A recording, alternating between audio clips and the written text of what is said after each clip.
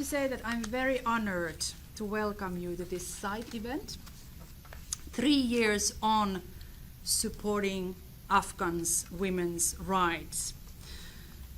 Unfortunately, Afghanistan is one of the largest humanitarian crises. Over half of the population requires immediate assistance to the decades of conflict, but also poverty and natural disasters. And it is impossible to speak about Afghanistan without mentioning how the rights of women and girls have been violated since the Taliban takeover. And the most recent example is the adoption of the so-called morality law.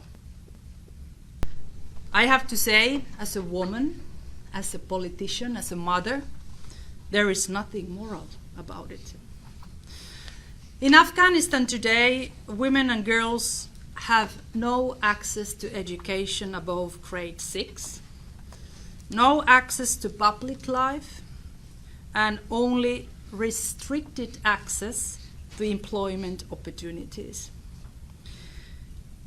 I would say that women and girls in Afghanistan have been denied their dreams. They cannot show their potential. They have essentially become prisoners of their own houses and homes. Even inside their homes, they suffer. According to the latest data, just 32% of women have either good or complete influence on household decision making. A year earlier, the figure was 90%. So from 90% to 32%. How can the international community address this situation? What can we do? I have 3 points in my mind. First, presence on the ground remains fundamental.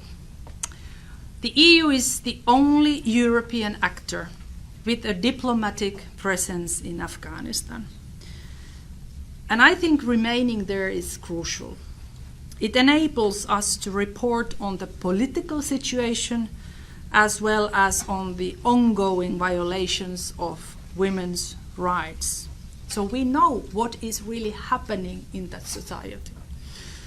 We are in very close contact with civil society activists, both men and women, who continue fighting for human rights for all.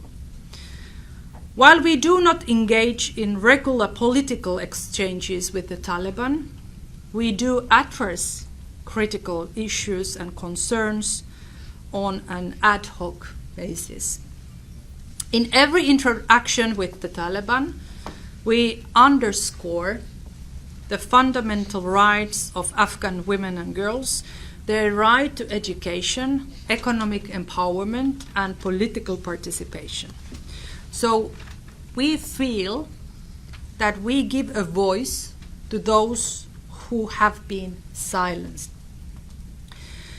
Maintaining presence in Afghanistan is essential to uphold our values.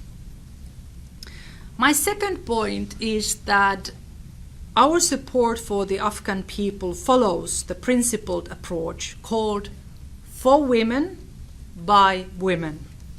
The participation of women and girls in all forms of public life, including decision-making and the economy, is crucial to any society. This is also at the core of the EU's Gender Action Plan 3, which guides our external action. Gender equality cuts across all the EU's basic needs and humanitarian aid interventions, including in Afghanistan. Our efforts ensure that women play a meaningful role in both the design and also delivery of assistance.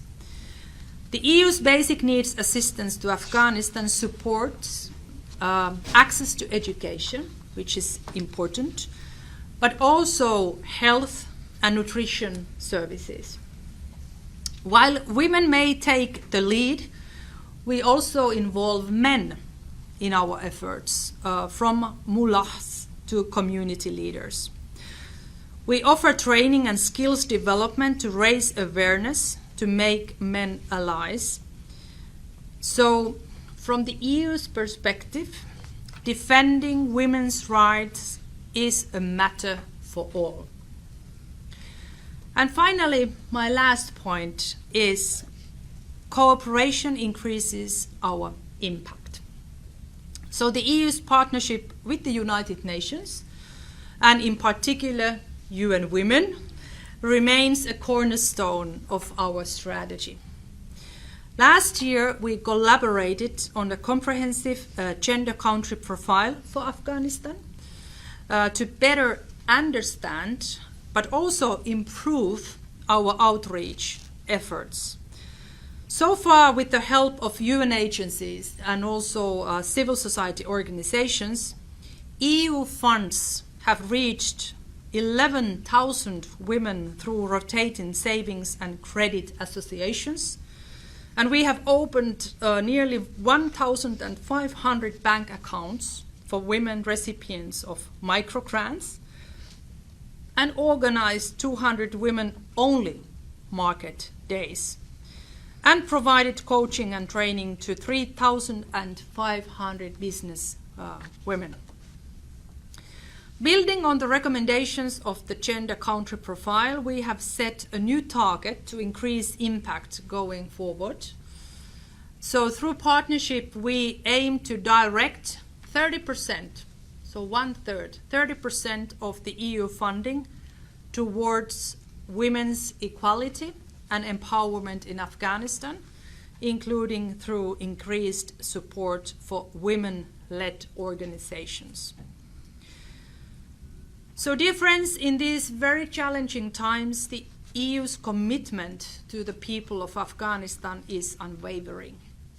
And I'm very glad to announce a new financial package of 146 million euro to support basic needs and livelihoods assistance.